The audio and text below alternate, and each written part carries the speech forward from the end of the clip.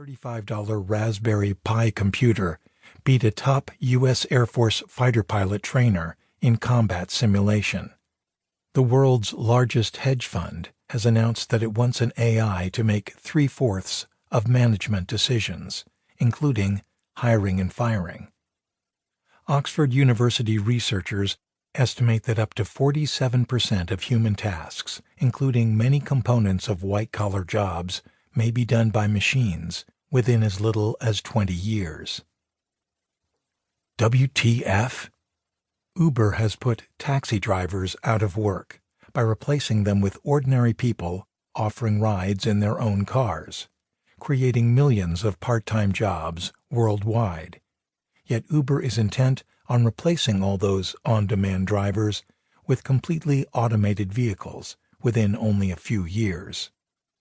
WTF? Without owning a single room, Airbnb has more rooms on offer than some of the largest hotel groups in the world. Airbnb has under 3,000 employees, while Hilton has 152,000. New forms of corporate organization are outcompeting businesses based on best practices that we followed for the lifetimes of most business leaders. WTF? Social media algorithms may have affected the outcome of the 2016 U.S. presidential election. WTF?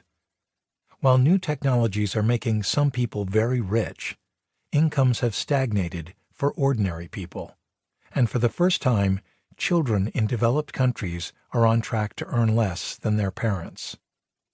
What do AI, self-driving cars, on-demand services, and income inequality have in common? They are telling us, loud and clear, that we're in for massive changes in work, business, and the economy. But just because we can see that the future is going to be very different doesn't mean that we know exactly how it's going to unfold or when. Perhaps WTF really stands for, what's the future? Where is technology taking us? Is it going to fill us with astonishment or dismay? And most important, what is our role in deciding that future? How do we make choices today that will result in a world we want to live in? I've spent my career as a technology evangelist, book publisher, conference producer, and investor, wrestling with questions like these. My company, OReilly Media, works to identify important innovations, and by spreading knowledge about them, to amplify their impact and speed their adoption. And we've tried to sound a warning when a failure to understand how technology is changing the rules for business or society is leading us down the wrong path. In the process, we've watched numerous technology booms and busts, and seen companies go from seemingly unstoppable to irrelevant, while early-stage technologies that no one took seriously went on to change the world. If all you read are the headlines, you might have the mistaken idea that how highly investors value a company is the key to understanding which technologies really matter. We hear constantly that Uber is worth $68 billion, more than General Motors or Ford. Airbnb is worth $30 billion, more than Hilton Hotels and almost as much as Marriott. Those huge numbers can make the companies seem inevitable, with their success already achieved.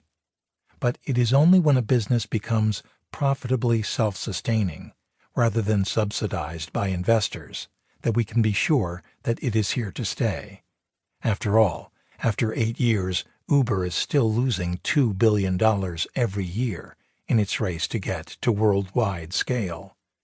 That's an amount that dwarfs the losses of companies like Amazon, which lost $2.9 billion over its first 5 years before showing its first profits in 2001.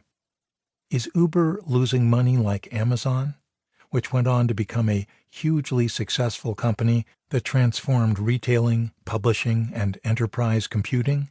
Or like a .com company that was destined to fail?